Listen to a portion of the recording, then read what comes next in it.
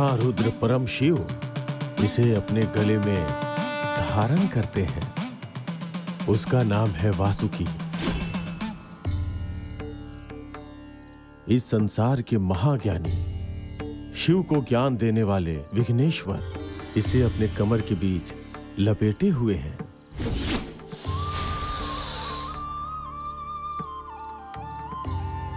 देवों के सेनाधिपति, भक्तों की इच्छा को पूर्ण करने वाले, उन्हें आशीर्वाद देने वाले श्री सुब्रमण्यम स्वामी उनके पादुका के समीप हमेशा सर्व दर्शन देते रहते हैं।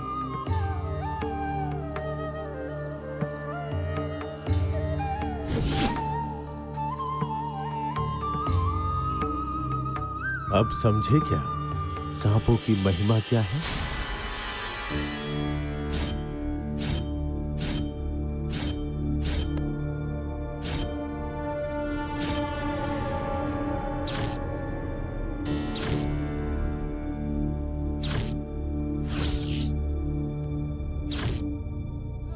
तुम यहाँ रहोगी तो तुम्हारी जान को खतरा हो सकता है।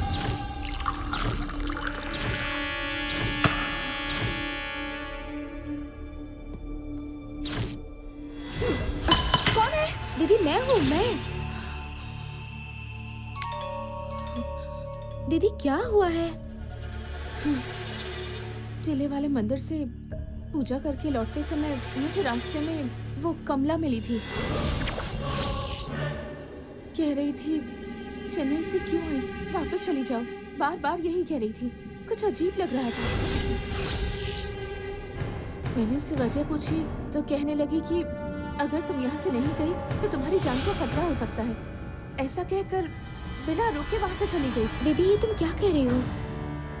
दीदी तुमने कौन सी कमला को देखा था? मणिकरण, सुब्बम्मा जी की बेटी, मेरी स्कूल फ्रेंड कमला।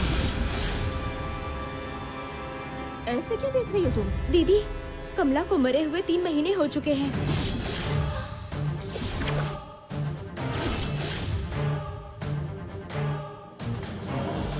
ये तुम क्या कर रही हो? उसे टाइफाइड हो गया था और उसके बाद वो बच नहीं सकी। अगर मैं ये बात तुम्हें बता देती तो तुम परेशान हो जाती। दिव्यानी, तुम्हें इस गांव में नहीं रहना चाहिए। चेन्नई अभी वापस चली जाओ। लेकिन वो मर चुकी है तो कैसे? नहीं सौम्या, कमला ने मेरा नाम लेकर मुझे पुकारा था। मेरे सामने खड़ी होकर बात की। तुम इस गांव को छोड़कर चली जाओ, जोर देकर यही कह रही थी। लेकिन तुम कह रही हो कि वो मर चुकी है। हाँ दीदी वो मर चुकी है। पता नहीं कमला की आत्मा को शांति मिली भी है या नहीं। वो उसकी आत्मा होगी। उसकी आत्मा थी? पर वो मुझे गांव छोड़कर जाने को क्यों कहेगी? इसके पीछे जरूर कोई ना कोई वजह होगी दीदी। तुम्हें वो पहले ही मुसीबत के लिए आगाह कर रही है। तुम इस गांव में आई हो, शायद ये किसी को पसंद नहीं, और शायद इसीलिए उसने तुम्हें जाने को कहा। अगर ऐसी बात है तो कोई इंसान भी ऐसा कर सकता है ना? कमला की आत्मा ही क्यों? अच्छा ये सब छोड़ो। इन सब के पीछे आखिर क्या वजह है, ऐसा क्यों हो रहा है, ये सब हमें पता चल ही जाएगा। लेकिन कमला ने कहा कि आपकी जान को खतरा है। उसने ऐसा कह दिया तो मैं डर कर इस गांव को छोड़कर चली जाऊंगी क्या? मुझे इन सब बातों से डर नहीं लगता। स्वामी जी, आप तो सिर्फ शास्त्र और पुराणों में जो कहानियां लिखी हैं उसकी बातें कर रहे हैं। मैं इस गांव की सच्चाई जानना चाहता हूं। शिवा, स्वामी जी जो कह रहे हैं उसे समझो। बेवकूफों जैसी बातें करना बंद करो और चुपचाप रहो। कोई बात नहीं माता जी। शिक्षा और उससे मिला हुआ ज्ञान उसी आधार पे बोल रहा हूं। परंतु इसे मेरी बात समझ में आ ही जाए ये जरूरी नहीं है। धीरे धीरे समझ जाएगा। इनके संदेह को दूर करना ही मेरा कर्तव्य है। सर्प दूसरे जंतुओं के जैसे नहीं होते। उनके कानों से सुनाई नहीं देता, फिर भी कई मीलों दूर होने वाले भूकंप की आहट को महसूस करने की शक्ति होती है, वो भी एक ही स्थान पे रह करके। वो एक ही स्थान पर कई घंटों तक बिना हिले ढुले ध्यान में बैठे रहने वाला जीव है। और इसीलिए तो सर्प भगवान के सहायक बनकर रहते हैं।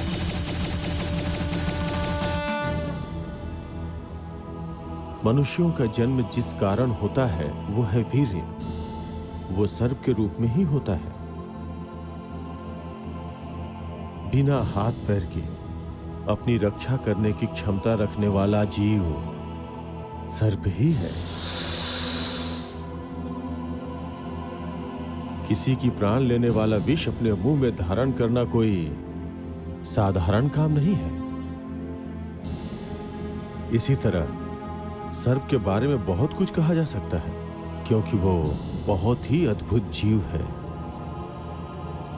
स्वामी जी, आपकी बात सुनने के बाद सांपों के प्रति जो मेरा डर था वो खत्म हो गया।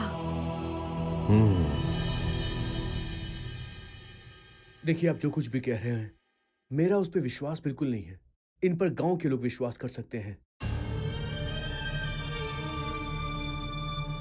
गंगा माँ का श्राप, उनका आदेश, और वो अजीब सा घूमने फिरने वाला सांप जिसके डरने से लोग मर जाते हैं। आखिर गंगा माँ किस बात का बदला ले रही है? मैं कैसे एक्सेप्ट कर लूं ये सब? मानना ही पड़ेगा, क्योंकि यही सत्य है। गंगा माँ की शक्ति के वश में रहने वाली नागमाता है।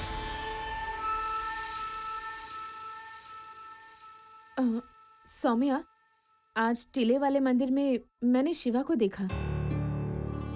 कौन शिवा? मेरे ऑफिस का हेड शिवा। शिवा और उसकी माँ हमारे गांव में आए हुए हैं। आश्रम में रुके हुए हैं दोनों। मैं टीले वाले मंदिर में आने वाली हूँ ये जानकर मिलने के लिए वहां चला आया। मुझसे शादी किए बिना ये गांव छोड़कर नहीं जाएगा, इस बात की जिद पर अड़ा है। उसी के बारे में सोचती हुई मंदिर जा रही थी, तभी देखा कि वो मंदिर में मेरा इंतजार कर रहा है। कमला का मुझसे ऐसे मिलना और ये सारी बातें कहना, कहीं इन सारी बातों का संबंध शिवा से तो नहीं? स्वामी जी, आखिर कहानी क्या है मुझे बताइए ना, तभी इन सब पे मैं भरोसा कर पाऊंगा।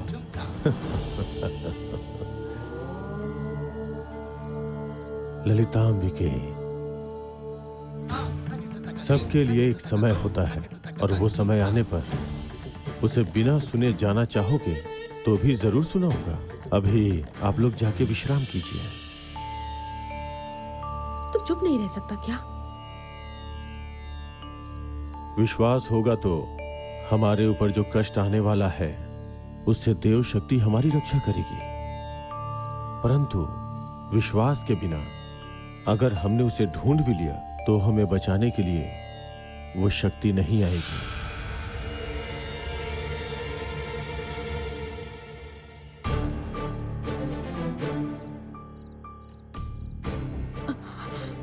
शिवा, गुरुजी तुझसे ही बात कर रहे थे। तू खतरे को अनदेखा मत कर बेटा। क्या माँ, अब वो सांप मुझे आके डस लेगा क्या? मुझे इन सबसे डर नहीं लगता है। मेरे पास रिवॉल्वर, अगर गलती से भी वो मेरे पास आया ना तो मैं उसे शूट कर दूंगा। बस बहुत हो गया, ऐसी बातों से भगवान नाराज हो जाएंगे। माँ, इन गांव वालों की तरह अब आप भी शुरू हो गई। अगर उस सांप को मार दिया होता तो ये सब नाटक कब का खत्म हो चुका होता, और बिना किसी डिस्टरबेंस के मैं आराम से दिव्यानी से शादी कर लेता। बस एक बुलेट और गांव का सारा प्रॉब्लम खत्म हो जाएगा। शिवा, शिवा,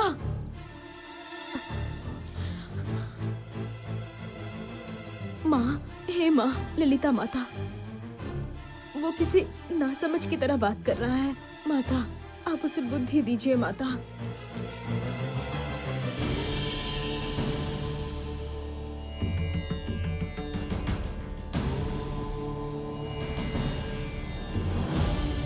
मुझे ऐसा नहीं लगता। गंगा माँ का आशीर्वाद तुम्हारे ऊपर है दीदी, वरना तुम्हें बाहर जाने के लिए अनुमति कैसे दे देती वो? तुम कोई सामान्य लड़की नहीं हो। तुम्हारे अंदर दैविक शक्तियां हैं। मेरे साथ जो हुआ था वो तुम्हारे साथ भी होगा, ऐसा मत सोचो। नहीं सौम्या, मुझे नहीं लगता कि तुम जो कह रही हो ऐसी कोई बात है। मैं भी दूसरी लड़कियों की जैसी ही हूँ। भले ही गंगा माँ ने मुझे काम पर जाने की अनुमति दे दी, लेकिन शादी के लिए नहीं दी। मैं भी इसी गांव में हूँ, तो दूसरी लड़कियों के साथ जो होता है वही मेरे साथ भी होगा। उस पंडित को देख लो, जब उसने गलती की तो गंगा माँ ने उसे भी अंधा कर दिया, तो मुझे ऐसे ही छोड़ देंगी क्या? दिव्यानी, तुम जो कह रही हो सही है बेटी। बेटी, अपने बच्चों को अच्छा परिवार मिले, हर बाप की यही इच्छा होती है।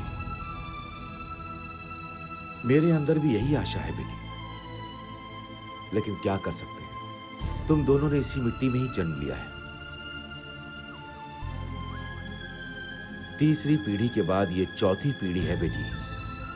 अब भी उससे मुक्ति कब मिलेगी, ऐसी मैं दिन रात भगवान से प्रार्थना करता हूं। ऐसे में हमें मुक्ति मिलने तक कोई जल्दबाजी नहीं करनी चाहिए।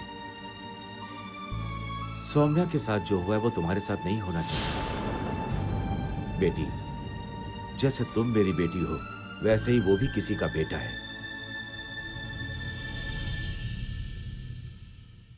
हमारी वजह से किसी की जान नहीं जानी चाहिए बेटी।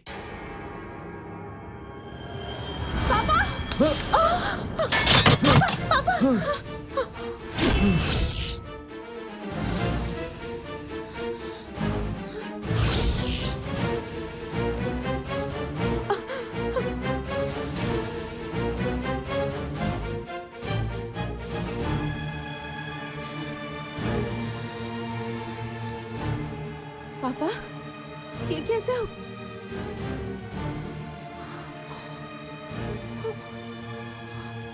बेटी, अगर तुमने मुझे नहीं बचाया होता तो बिन मां के बच्चे आज उन्होंने अपने पिता को भी खो दिया होता।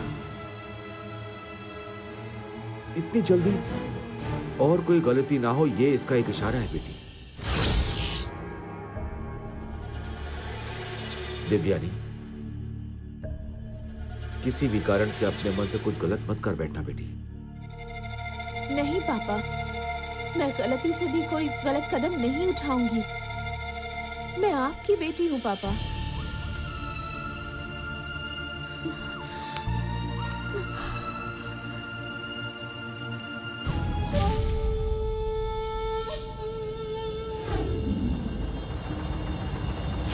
अपने ही गांव में मैं नहीं आ सकती क्या? नहीं आना चाहिए था यहाँ।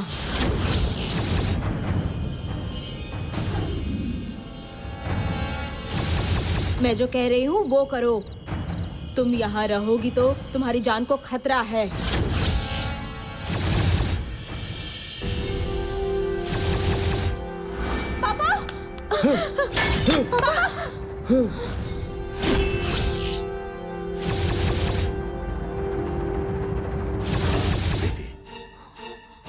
अगर तुमने मुझे नहीं बचाया होता तो बिन मां के बच्चे आज उन्होंने अपने पिता को भी खो दिया होता।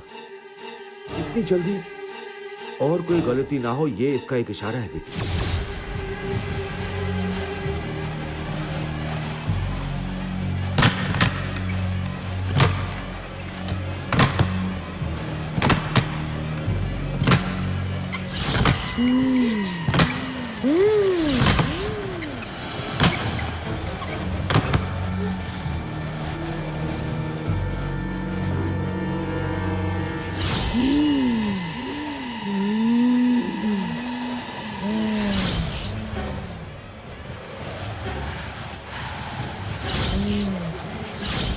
दिव्यानी, मैंने कहा था ना कि गांव छोड़ के चली जाओ। अभी तक यही हो। यहाँ से चली जाओ। मेरी बात सुनो। यहाँ से चली जाओ। चली जाओ यहाँ से। चली जाओ, नहीं तो मारी जाओगी। चली जाओ यहाँ से। गांव छोड़ दो। चली जाओ यहाँ से। चली जाओ। मैंने कहा चली जाओ यहाँ से। जाओ, जाओ, जाओ। मैंने कहा ना, जाओ। दीदी, छोड़ दो मुझे। दीदी, दीदी, छोड़ दो। क्या हुआ दीदी? दीदी, दीदी, सौम्या, दीदी क्या हुआ? दीदी क्या हुआ? दीदी बोलो ना दीदी, क्या हुआ? क्या हुआ बताओ ना दीदी। सौम्या, सौम्या, वहाँ देखो सौम्या। कमला, कमला क्या कह रही हो दीदी?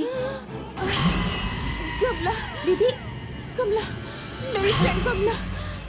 क्या कह रही हो? कमला क्या?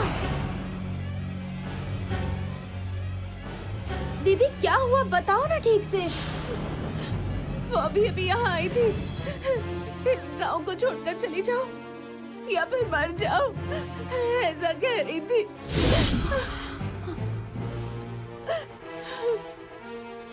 दीदी उस दिन घर पर पंडित जी आए थे ना, उन्होंने बताया था कि आपके अंदर दैविक शक्तियां हैं।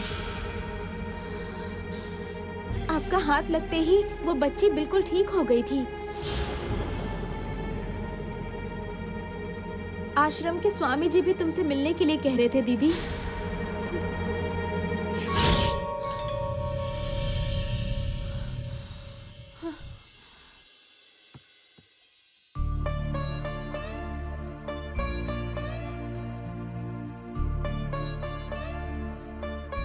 ये देखो दीदी, तुमने ऐसी क्या गलती की जो गांव छोड़कर जाओगी? तुम्हारे अंदर दैविक शक्ति है, इस बात का तुम्हें भरोसा करना होगा, तभी तुम्हारे आसपास भूत प्रेत कभी भी नहीं आएंगे। रुको मैं आती हूँ।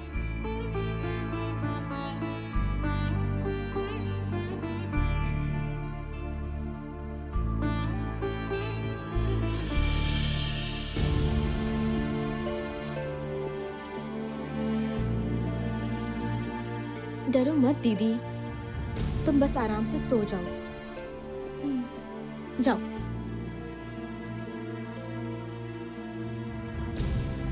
सो जाओ।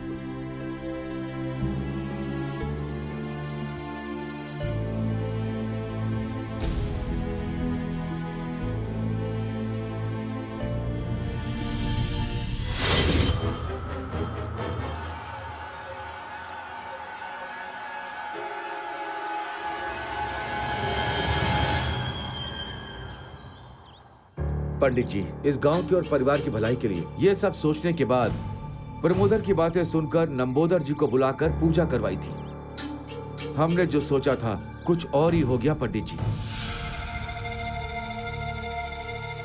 ठीक है, जाइए। अब जो होना था सो हो गया।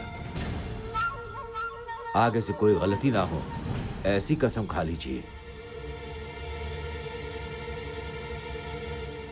हे नागमां, इनसे गलती हुई है, इन्हें माफ कर दीजिए। जमींदार जी के परिवार से अपना गुस्सा हटा दीजिए ताकि इनका परिवार अच्छे से रह सके। ऐसी मैं आपसे प्रार्थना कर रहा हूँ। माता जी, नागमां,